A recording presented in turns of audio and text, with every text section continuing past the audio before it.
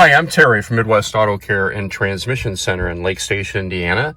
Today I'm going to show you how to reset the maintenance light on a 2014 Toyota Corolla.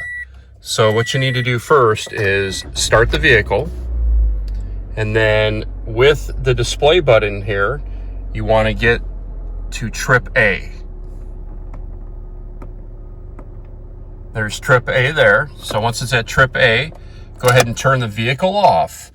And then what you're going to want to do on the display button, you're going to want to hold the display button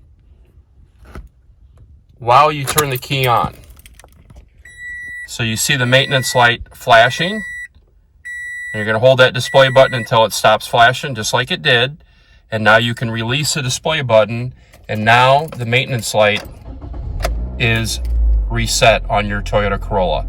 If you have any question about maintenance lights or anything else with your vehicle, please give us a call at Midwest Auto Care and Transmission Center at 219-963-0204. Thank you.